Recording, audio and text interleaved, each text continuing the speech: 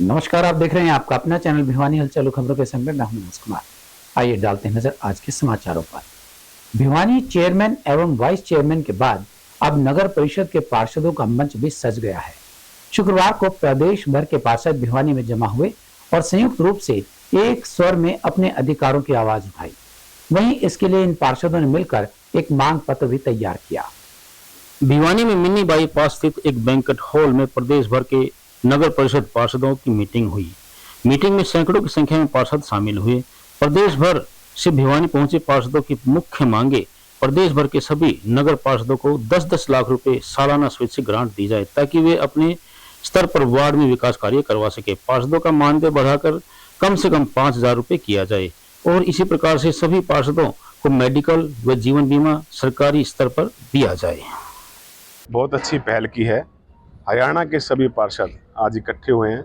ये इतिहास में पहली बार हुआ है कि जब एक ही छत के नीचे सभी पार्षद साथी इकट्ठे हुए हैं।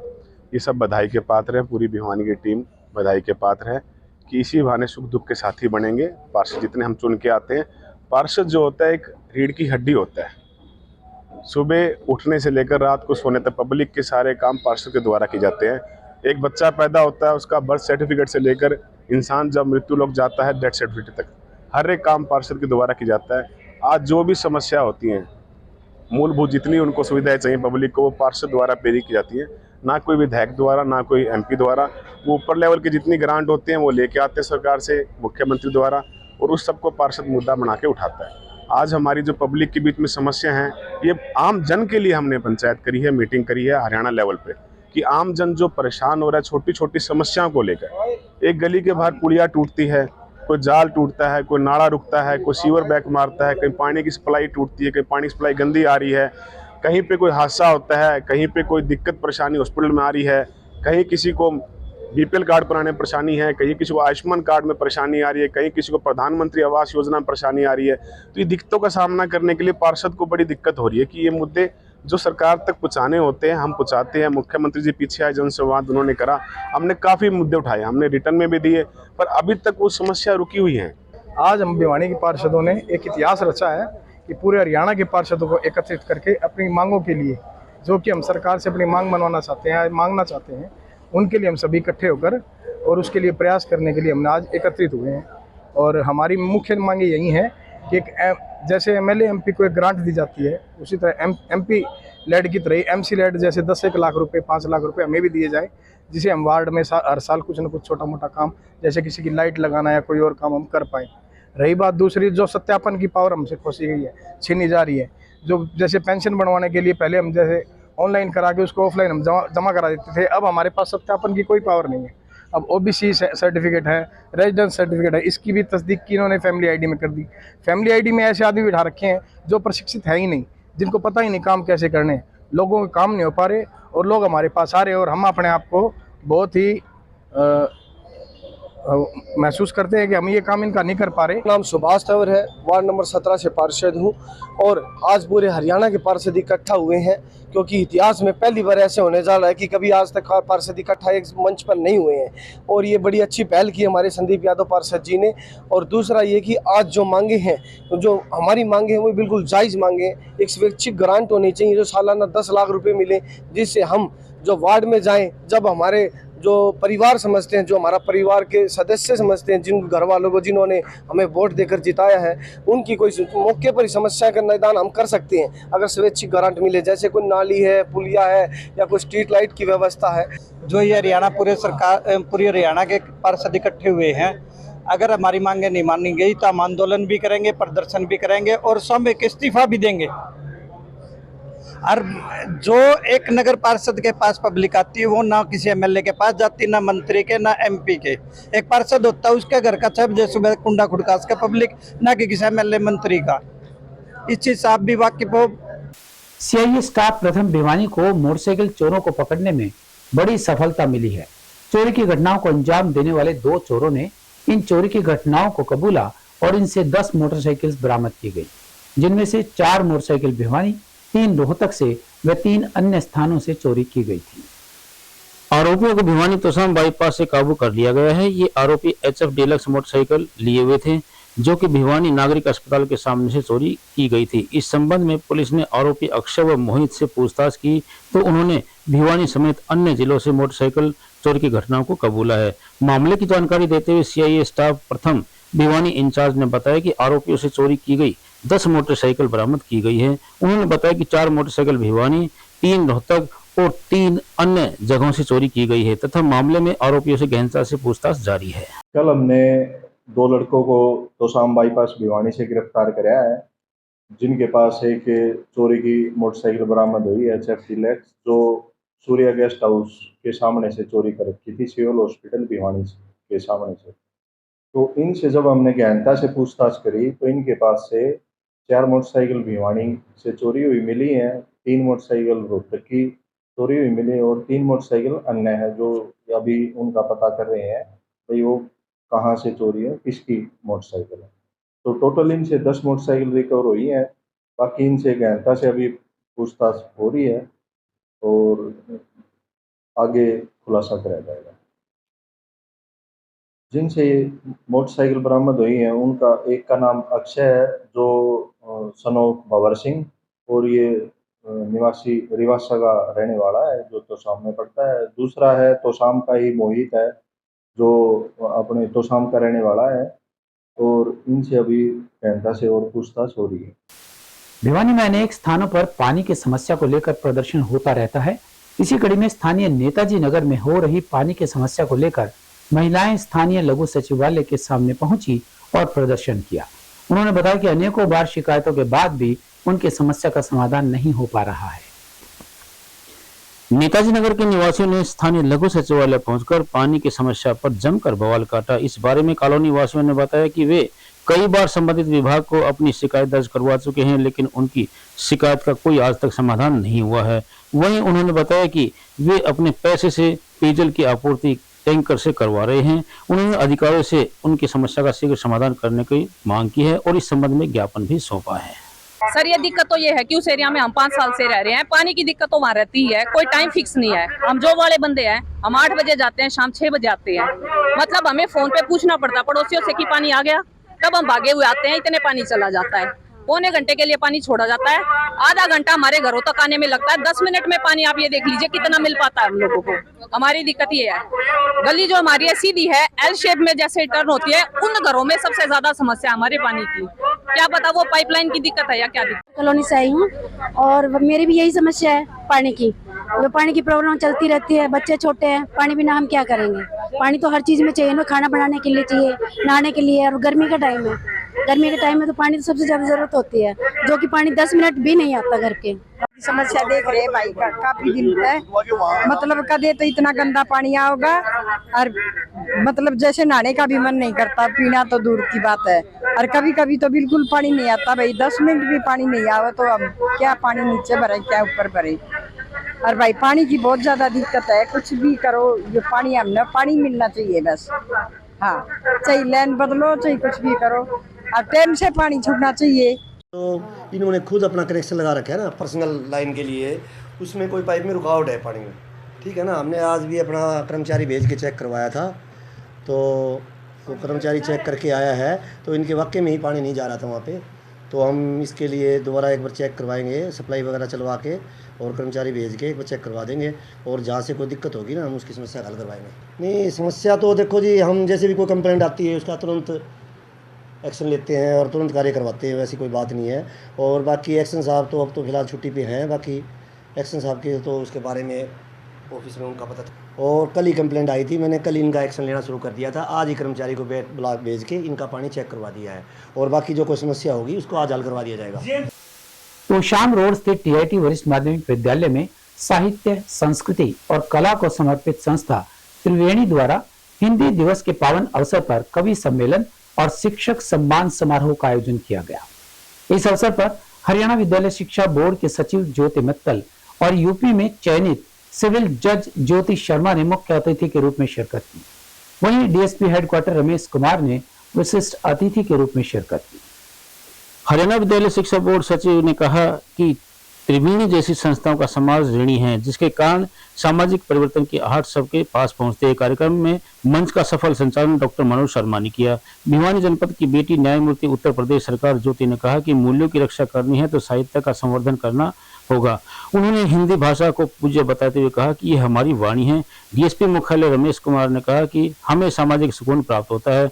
उन्होंने कहा कि साहित्यकार ही समाज का वास्तविक दर्पण होता है। त्रिवेणी महासचिव डॉक्टर अनिल गौड़, अध्यक्ष पूनम चंद वीणु ने कार्यक्रम की जानकारी देते हुए बताया कि कार्यक्रम का आगाज हिंदी के वरिष्ठ आराधक प्राचार्य राजेश द्वारा मां शारदे के समक्ष वंदन करके किया गया। वरिष्ठ चिकित्सक एवं साहित्यकार डॉक्टर शिवकांत शर्मा ने अपनी काव्य पंक्तियां चांद ने भी दाग ढूंढे हैं तुमने उम्र भर, आईने के रूबरू खुद भी तो आकर देख लो।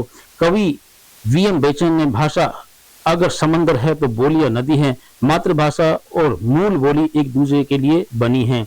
वरिष्ठ गजलकार प्रोफेसर श्याम वशिष्ठ ने अपनी पंक्तियों में इसलिए मौसम सुहाना हो गया, चांद के घर अपना आना जाना हो गया के माध्यम से सम्मेलन में रौनक लगा दी। डॉक्टर रमाकांत शर्मा ने हिंदी पर अपनी कविता पढ़ी। राष्ट्रीय चेतना का बने अब ऐसा परिवेश, जय हिंदी जय नाकरी बोले सारा देश। वरिष्ठ कवि कृष्ण गोतान मंजर ने अपने उद्गार में नीर नैन से जब ढलता है रह रहकर मन को खलता है। इसी प्रकार से पिलानी से आए डॉक्टर संजय अरोड़ा व रश्मि बजाज ने भी प्रभावी ढंग से काव्य पाठ किया और नारी मूल्यों पर, शिक्षा पर अपनी बात कही। आज जो है 14 सितंबर है, हिंदी दिवस मनाया जाता है। आज के उपलक्ष्य में मैं यही कहना चाहूँगी कि आज जो है हिंदी को बहुत बढ़ावा देने की आवश्यकता है। कई बार हम लोग देखते हैं कि अंग्रेजी को हम लोगों ने इतना आगे बढ़ा दिया है, कहीं ना कहीं हिंदी पिछड़ती जा रही है। तो आज आवश्यकता है कि आप अपने बच्चों को हिंदी की ओर जागरूक करिए और हिंदी को अब पर वो जो रूढ़िवादी ना समझकर हिंदी को और बढ़ावा दीजिए और हिंदी में ही अपने कार्य करें। अभी जैसे कि इलाहाबाद हाईकोर्ट ने भी अपना जो सारा जजमेंट्स वगैरह हैं वो भी हिंदी में कर दिया है। तो धीरे धीरे अगर हिंदी को ये कामयाबी मिलेगी तो वो ज़्यादा हमारे देश के लिए अच्छा रहेगा। और इसी के साथ साथ अगर हमारी देश की अभी ऑफिशियल लैंग्वेज है हिंदी, अगर राष्ट्रीय भाषा हो जाएगी तो वो और बेहतर रहेगी। अनुसूचित जाति वर्ग के लोगों के हितों को ध्यान में रखते हुए प्रदेश के मुख्यमंत्री मनोहर लाल द्वारा हरियाणा अनुसूचित जाति आयोग का गठन किया गया है। वहीं राज्य में पहली बार हरियाणा अनुसूचित जाति आयोग का गठन कर प्रदेश सरकार ने अभूतपूर्व और ऐतिहासिक कार्य किया है। आयोग के चेयरमैन डॉक्टर रविंद्र सिंह बलियाना ने इस बारे में विस्तृत जानकारी दी। आपको बता दें कि हरियाणा अनुसूचित जाति आयोग के chairman doctor Ravindra Singh Baliyala, vice chairman Vijendra Badgujar व अन्य सदस्य जिला के गांव देवसर व प्रहलादगढ़ में पहुंचे थे। इस दौरान उनका ग्रामीणों द्वारा फूल मालाओं के साथ भव्य स्वागत किया गया। इस दौरान आयोग के चेयरमैन व वाइस चेयरमैन ने दोनों गांव में जनसंवाद कार्यक्रम के तहत ग्रामीणों की समस्याएं सुनी तथा अधिकतर समस्याओं का मौके पर ही निपटारा किया। गाँव देवसर में आयोग की टीम ने पौधारोपण भी किया तथा प्रतिभाओं को सम्मानित भी किया, जिसमें वंश पुत्र डॉक्टर सुरेश व सचिन पुत्र सुरेश को आयोग द्वारा उत्कृष्ट कार्य करने पर सम्मानित भी किया गया। जनसंवाद कार्यक्रम के तहत हरियाणा अनुसूचित जन आयोग के चेयरमैन डॉक्टर रविंद्र सिंह बलियाला ने कहा कि अनुसूचित जाति वर्ग के लोगों को सामाजिक व राजनीतिक रूप में मुख्य धारा से जोड़ना ही प्रदेश सरकार का मुख्य उद्देश्य है। के बाद पहली बार हमारे शहर भिवानी में पहुंचा और मेरे लिए खुशी की बात यह है कि भिवानी आगमन के पश्चात वो मेरे ग्राम देवसर में पहुंचा और ग्राम देवसर की पंचायत ने उनका भव्य स्वागत किया और उनकी समस्याओं को सुना और मौके पर ही उनकी समस्याओं का निदान किया और एक जो है पौधा रोपण भी किया गया।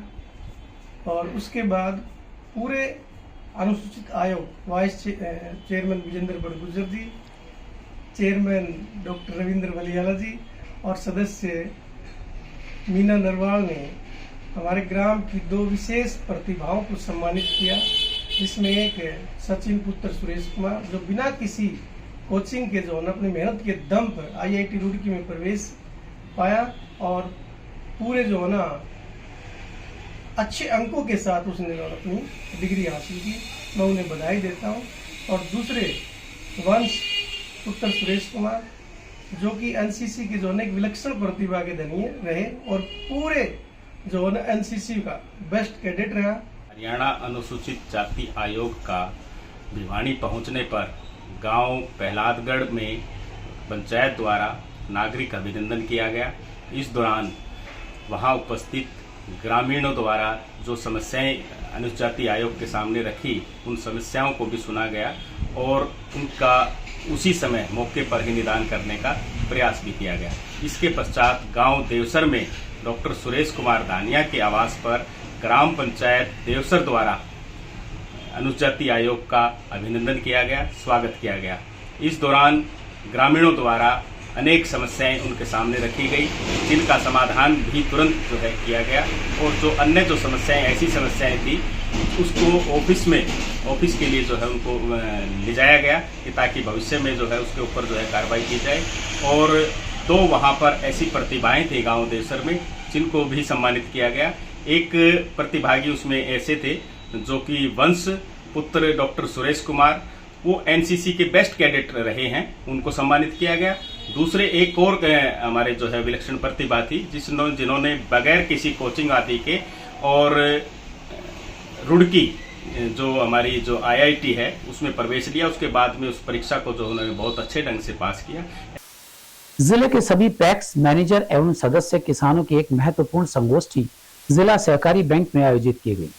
बैठक में हरको बैंक के चेयरमैन हुकुम सिंह भाटी ने संबोधित किया और कहा कि पैक्स का सशक्तिकरण होने से किसानों की समृद्धि होगी और इसे मजबूती भी मिलेगी। संगोष्ठी में हरको बैंक के चेयरमैन हुकम सिंह भाटी ने संबोधित किया। उन्होंने कहा कि पैक्स का सशक्तिकरण होने से ही किसानों की समृद्धि होगी। केंद्रीय सहकारिता मंत्री अमित शाह ने आह्वान किया है कि सभी पैक्सेज और अधिक काम करने देकर सशक्त किया जाएगा, जिसमें सीएससी सेंटर, जन औषधि केंद्र, पेट्रोल पंप सहित 176 तरह की सेवाएं दी जाएंगी। हरियाणा के मुख्यमंत्री मनोहर लाल ने सहकारी आंदोलन को बढ़ाने में विशेष भूमिका अदा की है। हरियाणा में मल्टीपर्पज सहकारी समिति बनाने की मंजूरी देकर तथा फल सब्जी व महिला सहकारी समिति को 5-5 लाख रुपए कर्ज देकर प्रोत्साहित किया है। हरियाणा प्रदेश के सभी जिलों तक मैं जाने वाला हूं। ये मेरा 12वां जिला है और ये एक विशेष अभियान है जो हमारे हरको बैंक की तरफ से, हमारे जिला सहकारी बैंकों की तरफ से एक अभियान है। पैक्स सशक्तिकरण से किसान की समृद्धि। हमारी पैक्सों का कंप्यूटराइजेशन का काम चल रहा है। सभी पैक्सों को हम कंप्यूटराइज करा रहे हैं। उसके लिए पूरा काम जो है वो टीम कर रही है। उसके अलावा 176 तरह की सेवाएं अभी केंद्र सरकार में माननीय मोदी जी ने सहकारिता विभाग अलग बनाया, माननीय अमित शाह जी उसके मंत्री हैं। 176 तरह की सेवाएं पैक्स को देने का काम केंद्र सरकार ने किया है, जैसे कि सीएससी सेंटर, उसके अलावा जन औषधि केंद्र, पेट्रोल पंप, डीजल पंप और कोई गोडाउन बनाना है या कोई सीजिंग प्लांट लगाना है। उसके अलावा बाकी 172 तरह की सेवाएं और रह जाती हैं। तो ये काम हम अपनी पैक्सों को, सभी पैक्स सीएससी सेंटर तो खोलेंगे, वो काम तो सबके लिए मैंडेटरी रहेगा। उसके अलावा कोई भी काम जो उस क्षेत्र के हिसाब से है, जो 176 इन सेवाओं में से आता हो या उस क्षेत्र के हिसाब से वो ज़रूरी काम हो, उसको हमने शुरू कराना है। इसके लिए जितनी भी फंडिंग है वो हमारा कोऑपरेटिव बैंक देगा, हरको बैंक देगा और हमें ये सारी फंडिंग अपने नाबार्ड के जरिए आने वाली है। देखिए, जैसे सीएससी सेंटर है, अगर मान लिया बाहर कोई 100 रुपये लेते हैं, 50 रुपये लेते हैं, तो हमारी फीस तो बड़ी नॉमिनल फीस रहने वाली है। इसका लाभ भी सीधे किसान को मिलेगा। उसके अलावा जैसे कि मेरी फसल मेरा ब्यौरा है या जो पेमेंट है वो अपनी पेमेंट उन्होंने किस खाते पर लेनी है, वो सब किसान अपनी उसको इधर उधर शहर में नहीं भागना पड़ेगा, अपने सीएससी सेंटर पर वो सारी चीज़ें चढ़ा सकता है। मान लिया खराबा है, कोई ज़्यादा वर्षा होने से या सूखा पड़ने से या किसी भी तरह कोई खराबा हो गया तो वो सीएससी सेंटर में ये चढ़वा सकता है और इससे उसके रेट भी कम होंगे, उसको सीधा लाभ होगा। इसके अलावा इन सीएससी सेंटरों में और भर्ती होगी। अभी हमारा माननीय मुख्यमंत्री जी ने डिक्लेयर किया है कि 10% पैक्स के कर्मचारी प्रमोट होकर के हमारे जिला सहकारी बैंकों में वो आएंगे।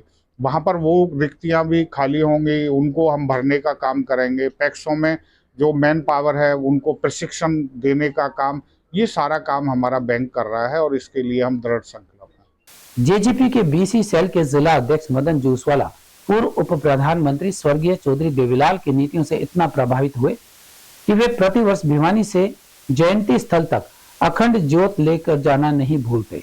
गौरतलब है कि इस बार 25 सितंबर तक वो भिवानी से 18 सितंबर से अखंड ज्योत लेकर सीकर रैली में पहुंचेंगे।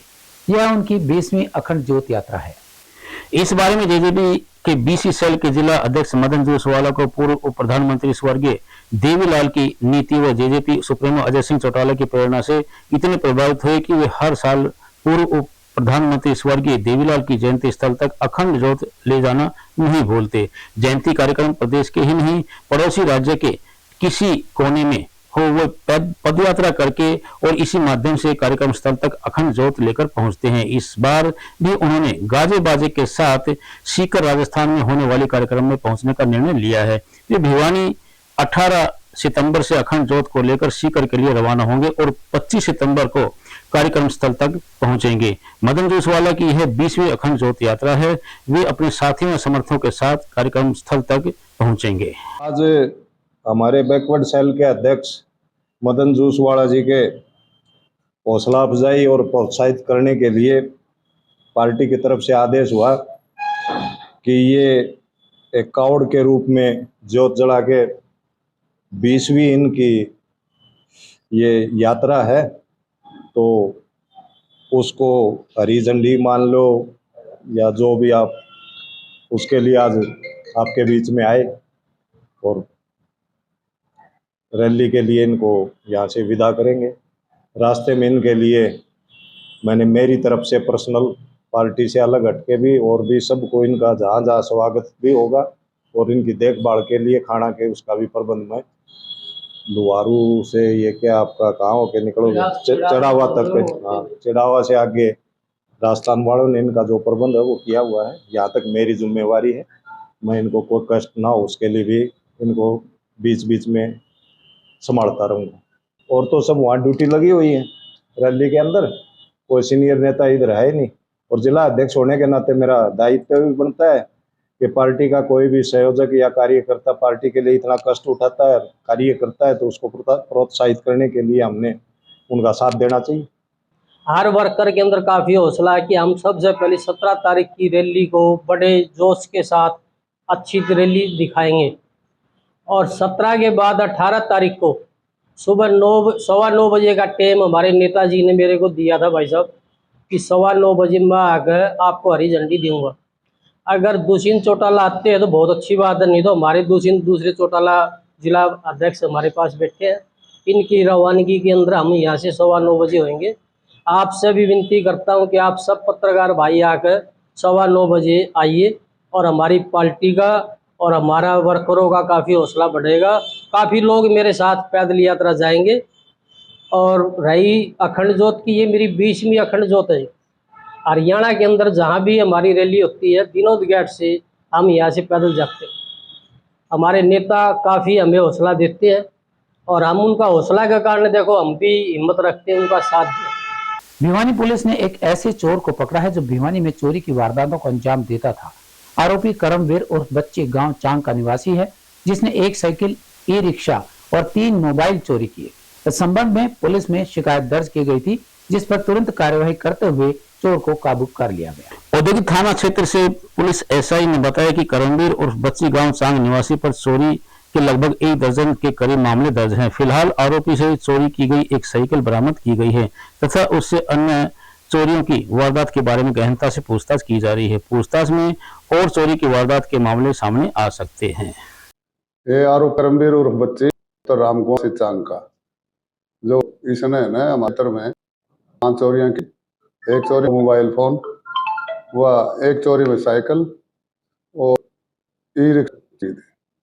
जो 2 चोरी मोबाइलों में पहले इसको गिरफ्तार लिया है, आज साइकिल चोरी में इसको गिरफ्तार है और आरोपी से साइकिल बरामद की। आरोपी पर करीब 2 दर्जन अभियोग दर्ज हैं, जो पहले काफ़ी बार चोरी कर चुका है और अब भी हमारे क्षेत्र से ई रिक्शा चोरी कर रखी है, जिसका माननीय अदालत से प्रोडक्शन वारंट जारी करवाकर मुकदमे में शामिल तफ्तीश किया जाएगा। कुल 5 चोरी के मुकदमे दर्ज रजिस्टर किए गए थे। हमारे इस समय बस इतना। अगले के लिए देखते रहेगा आपका अपना चैनल भिवानी हलचल।